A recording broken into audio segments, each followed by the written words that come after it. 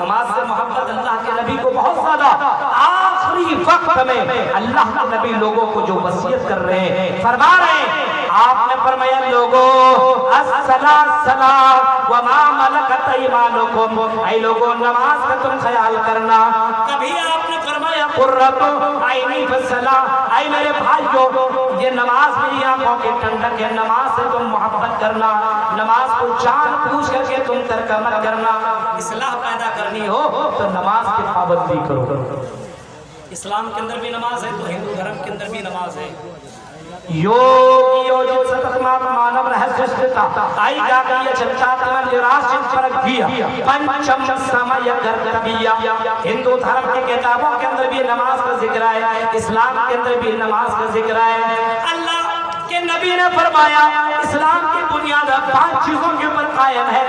अशहदु अल्ला इलाहा इल्लल्लाह व अशहदु अन्ना मुहम्मदन अब्दुहु व रसूलुहु व इकामिस सलाह।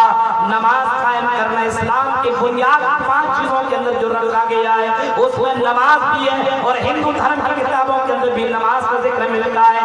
योगी सतत मानव रहस्य सिद्धा। ये कृष्ण जी अर्जुन जी से कहते हैं हाय अर्जुन याद रखना तुम जान पूछ करके इस इबादत को मत छोड़ना, इस प्रैक्टिस को मत छोड़ना। योगी सतत मानव रहस्य सिद्धा, जान पूछ करके तर्क मत करना। अल्लाह के नबी से नमाज के ताल्लुक से फरमाया सुनो जान पूछ करके नमाज छोड़ने वाला मुसलमान है ही नहीं, जान बूझ करके नमाज छोड़ने वाला काफिर है। मन तरक सलात मुतअम्मिदन फकत कफर। फरमाया जिसने जान बूझ करके नमाज से छोड़ी उसने कुफरिया काम किया, उसने कुफ्र वाला अमल किया। कहीं फरमाया अगर किसी ने जान बूझ करके नमाज छोड़ दी तो याद रखना अल्लाह की जिम्मेदारी उसके ऊपर से खत्म हो जाएगी, अल्लाह की जिम्मेदारी उसके ऊपर से खत्म हो जाएगी। आज जान बूझ करके नमाज छोड़ने वाले मेरे भाइयों मुसलमानों की तादाद बहुत ही ज्यादा पाई जा रही है। हमारी मस्जिद वीरान है, इतने जलसा जुलूस के बावजूद इस्लाम नहीं हो पा रहा है, इतनी तकरीरों के बावजूद हमारे समाज के अंदर नमाज की पाबंदियां नहीं हो पा रही है, मुसलमान नमाज के पाबंद नहीं हो पा रहे हैं। अब इसका ये मतलब नहीं है कि जलसा कराना गलत है, जलसों के अंदर मुकर्रिर को बुलाकर तकरीर करवाना गलत है। जितनी इस्लाह हुई है तकरीरों से हुई है। अल्लाह ने जितने नबियों को भेजा सबको खतीब बना करके भेजा, जाहिलों को कम जानने वालों को उलमा बताया करते हैं। जलसों से इस्लाह होता है लेकिन नुकसान भी है, इसका ये कि सिस्टम बदलने की जरूरत है। ये मेला ठेला को पहले डिलीट करना पड़ेगा, जलसा वगैरह में मेला के लिए बाकायदा ऐलान लगाना पड़ेगा। और जो मेला में अपनी दुकान लगाएगा मदरसे के नाम पर 10,000 चंदा लिखवाइए, एक ही दिन मेला बंद हो जाएगा, ये करवाना पड़ेगा। अब आप समझिएगा मौलवी साहब मेला नहीं लगाएंगे तो भीड़ नहीं होगी। हाँ मतलब रहमान भी रहे राजी और शैतान भी रहे राजी, यही रहमान भी रहे राजी और शैतान भी रहे राजी। मोबाइल के अंदर कुरान की आयतें भी रखो और मोबाइल के अंदर गाना रहमान भी राजी और शैतान भी राजी। जलसे सही है, इस्लाह होनी चाहिए, जलसे जुलूस बहुत अच्छे हैं, मदारिस मिलता है और इन्हीं मदरसों से हम जैसे उलमा निकले होते हैं, हम जैसे मौलवी इन्हीं मदरसों से निकले हैं। मदरसा नहीं होता याद रखिए मस्जिदों के अंदर इमामत करने वाले मौलवी भी आपको नहीं मिलते, यानी मदरसों से ही ये मस्जिदें बरकरार हैं। फतवेबाजी करने वाले बहुत से मौलवी मुल्ला होते हैं, जलसे से क्या फायदा है, जलसे से क्या फायदा, बहुत से मौलवी लिखते हैं। अच्छा सऊदी अरबिया के अंदर बैठ करके और सऊदीया का पैसा हजम करके तुमको तो फायदा नजर आ रहा है, मदरसों को जिंदा कौन करेगा? इन्हीं मदरसों को जिंदा करने के लिए जलसों में अभी हमारे हुसैन सलफी साहब 1 बजे रात को चंदा कर रहे थे, अभी मेरे बाद भी क़ारी दुहैल साहब आकर के चंदा करेंगे। और ये अवाम اللہ کی رحمتیں نازل ہو آپ پر۔ میرے بھائیو، 2 بجے رات تک اٹھ کے چندہ دینا، ہم نے کسی مولوی کو نہیں دیکھا 2 بجے رات کو فلاں مولوی نے چندہ دیا ہے، لیکن یہی عوام چندہ دیتی ہے اور مدرسوں کو زندہ اس عوام نے رکھا ہے۔ میرے پیارے ساتھیوں، اس عوام کو زندہ کس نے بنایا؟ ان علماء نے بنایا ہے، ان مدارس سے نکلنے والے مولویوں نے بنایا ہے۔ پتہ یہ چلا کہ اصلاح کی سخت ضرورت ہے، لیکن اس کے لیے دینی پروگرام ہونے چاہیے، لیکن پروگرام کے اندر جو گڑبڑیاں ہیں اس کو ختم کرنے کی ضرورت ہے۔ اصلاح کیسے ہوگی؟ نماز کی پابندی سے۔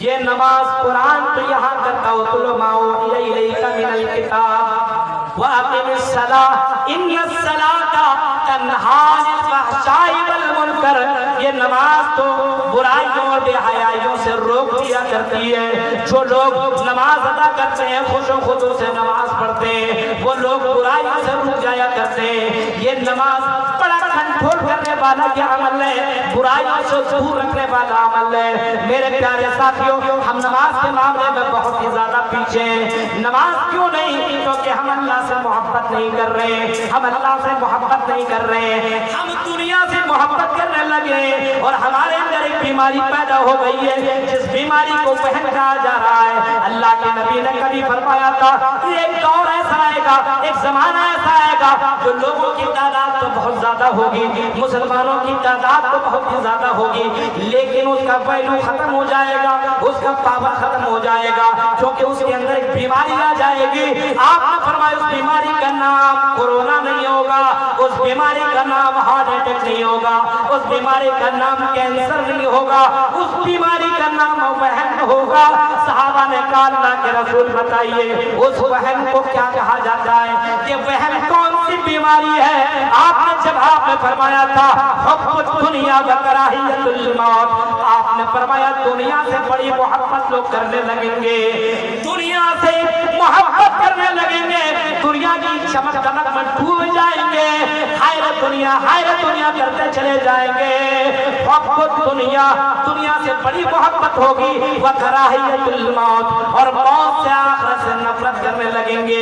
آج دنیا کے چکر میں لگنے والوں لوگوں سنو، ہاں دنیا کو نہیں بھولنا چاہیے، لیکن دنیا کے پیچھے بھی اتنا ڈوبنا نہیں چاہیے کہ آخرت کو تم بھول جاؤ۔ میرے پیارے ساتھیوں، حب الدنیا و کراہیت الموت، یہ بیماری لوگوں کے اندر آ جائے گی۔ اللہ کے نبی کی وہ پیشن گوئی، اللہ کے نبی کی وہ حدیث بالکل کلیئر اور واضح طور پر آج ہمیں دکھائی دے رہی ہے کہ نبی کی بات بالکل سچائی نظر آ رہی ہے۔ آج دنیا کے فکر کرنے والے لوگ موجود ہیں، اپنے گھر کو ماربل سے سجا رہے ہیں، اے سی لگا رہے ہیں، کولر لگا رہے ہیں، اور طرح طرح کی چیزوں سے اپنے گھر کو خوبصورت بنا رہے ہیں۔ ما کان الفؤز فی شیء الا شانہ وما کان الحیاء فی شیء الا زانہ۔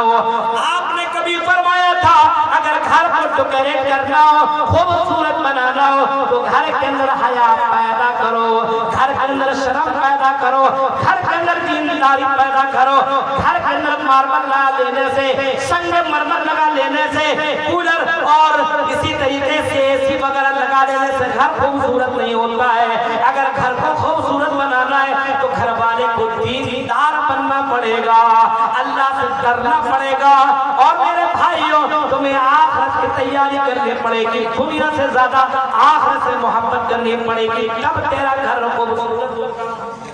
آج گھر کا سسٹم بڑا بگڑا ہوا ہے، باپ بھی نمازی نہیں، ماں بھی نمازی نہیں، بہن، سب معاملہ وہی گڑبڑ ہو رہا ہے۔ اور میرے بھائی کہتا کہ ہم مسلمان ہیں، اصلاح کی ضرورت ہے، تو سب سے پہلے اپنی اصلاح کرو اور پھر اس کے بعد اپنی فیملی کی اصلاح کرنے کی کوشش کرو۔ گھر سے ایک معاشرہ بنتا ہے، جب ایک گھر والے سدھریں گے تو ظاہر سی بات ہے دوسرے گھر کی فکر ہوگی۔ آپ کا گھر سدھرا ہوا ہے تو آپ سوچیے گا میرا بھائی کا گھر بھی سدھر جائے، لیکن آپ بگڑے ہوئے تو سامنے والے کی کیا فکر ہوگی؟ ہو ہی نہیں سکتی ہے۔ میرے بھائیو ذرا تصور کرو، امام کائنات نے بڑا پیارا مثال دیا ہے۔ آپ نے فرمایا ایک کشتی میں لوگ سوار ہیں اور سفر کر رہے ہیں، سمندر کی گہرائیوں میں سمندر میں جا رہے ہیں، اور اسی کشتی میں دو منزلہ ہے، ایک اوپر والا منزلہ ہے، نیچے والا منزلہ۔ نیچے منزلہ رہنے والے نیچے منزلے میں رہنے والے پہاڑ پر اوپر جا کر کے پانی مہیا کرتے ہیں، پانی لیتے ہیں اور پیاس بجھاتے ہیں۔ امام کائنات کہتے ہیں اگر نیچے منزلہ میں رہنے والے لوگ سوچنے لگے پہاڑ پر اوپر جانے کی کیا ضرورت ہے، ہم نیچے ہی سوراخ کر لیں، نیچے ہی سے پانی مہیا کر لیں، نیچے ہی سے پانی حاصل کر لیں۔ اب اوپر والا اگر نیچے والے کو منع نہ کرے تو نیچے والا ڈوبے گا ہی ڈوبے گا، اوپر والا بھی ڈوب جائے گا۔ یہ مثال جناب محمد رسول اللہ نے لوگوں کو سمجھائی، اور آپ نے بتایا کہ یہی معاشرہ اگر سمجھو فلاں گھر والا بگڑا ہوا ہے، ہمیں کیا پرابلم ہے، اس کا بیٹا شراب پیے، اس کی بیٹی غلط کام کرے، وہ آدمی جوا کھیلے، وہ آدمی کچھ بھی کرے، ہمیں کیا پرابلم ہے؟ نہیں میرے بھائیو، آج آگ اس کے گھر میں لگی ہے، وہی آگ تیرے گھر میں کل لگ جائے گی۔ اس وجہ سے اپنے گھر کی بھی فکر کرو اور اپنے معاشرے کی فکر کرنے کی کوشش کرو۔ یا ایھا الذین آمنوا قوا انفسکم واہلیکم نارا، فرمایا لوگوں اے میرے بندو تم اپنے آپ اور اپنے پریوار والے کو جہنم کی آگ سے بچاؤ۔